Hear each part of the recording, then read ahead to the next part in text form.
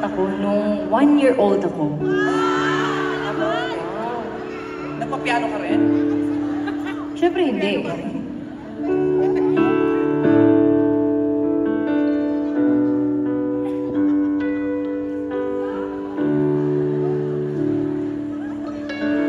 Intro eh.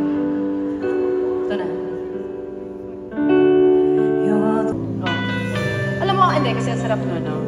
Like, kaso hindi nagtatagal yung mga ganyang bagay. Yung mga tamis-tamis na yan, habang tumatagal, lumalabas na yung totoong kulay naman kaya ko to, na minahal mo. Lumalabas na yung tunay na kulay ng minahal mo. Iba-iba like, kasi color. Iba-iba kasi yan. Minsan, nakilala mo na. Pero, hindi pala kayo pwede. Minsan, nakilala mo na, pero may iba pala siyang gusto. Minsan, ang haba na ng spill ko, kaya ito na. Game na ako. Para to sa mga pusong nasawi at mga pusong wasak-wasak na parang puso ni Nasty Mac. Para sa inyong lahat to. Diba? Parang ano, hindi nakadepende yung happiness mo sa ibang tao. Diba? Oo. Ito naman, para sa lahat ng mga pusong bumabangon. Let's go. Diba? Dami nakarelate. Yes, nakarelate sila lahat. Pero syempre, gusto muna po namin pasalamat, of course, sa aming band! Thank you so much! On bass, Karel Hanasan. On guitars, RD Guzman. On second keyboard, Jay Agustin. Hindi pala. Yes, sa atin naman pong drummer, Rickson Ruiz. And of course, ito, aabangan natin yung performance nyo mamaya. May cellist tayo. Mag-play ng cello. Si Sir Kiko Lurin. Siyempre, hindi natin kakalimutan ang ating mga backup vocals. Nandyan si Miss Yosha Hunasan. And si Miss Sui Medina, nandyan din. Na bentang-benta sa kanya lahat ng jokes ko. And siyempre, thank you to our vocal coach din, kay Sir Mike Luis. Yeah! And of course, to our musical director, Jam Florento. Napakahusa. Kaya naman, bibigyan namin sila ng oras para makasama kayo.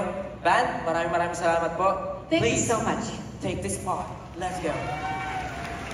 Alam ko yung kakantahin ko, kampante ko. Pero pag ang audience, lalong-lalo na pag first time ko doon sa lugar, nervyos ang nararamdaman ko dahil hindi ko alam kung magugustuhan nila ako. Pag sumisigaw, siyempre masaya. Pagka tahimik, yun, problema na. Naiiyak ako, sa totoo lang, hindi ko lang pinapahalata sa lahat ng audience. Natatouch talaga yung puso ko dahil kumbaga worth it lahat ng pinaghirapan ko. At pati ng mama ko kung paano niya ako tinrain ay naging blessing din naman yung talent ko sa ibang tao. Every time na umaapak ako sa stage, ang iniisip ko talaga lagi na parang dapat ikaw yung pinakamagaling. Ganun yung iniisip ko, parang mawala yung kaba ko. Minsan, baliktad naman na parang galingan mo kasi pag nagkamali ka, lahat ng ginagawa mo ngayon, mawawala sa'yo. Parang ganun, isa tong bagay na sobrang sacred, not only for me, but also to the audience na pumunta para mapanood at mapakinggan ako kumanta. Kabado, but nagiging daan ko siya para mas gawin ko yung best ko. Kinakabahan, excited, na-overwhelmed, pero siguro yung kung paano ako nagsimula, tapos like nandito na ako ngayon, nandito pa rin ako ngayon.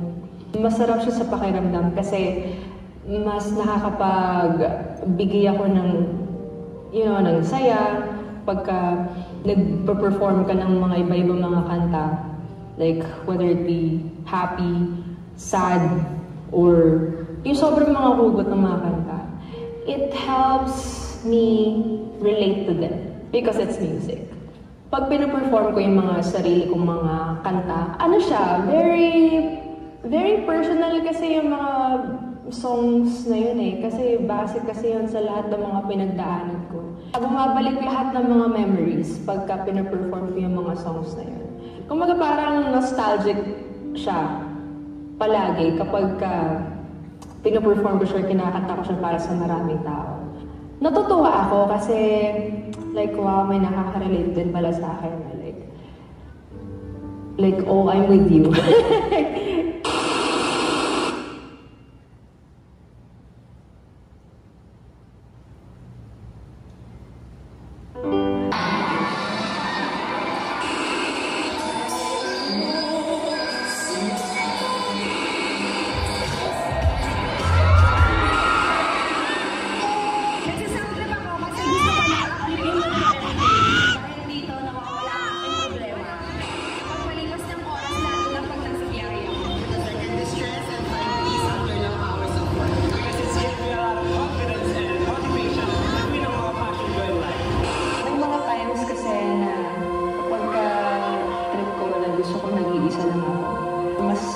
Nadadama ko yung music.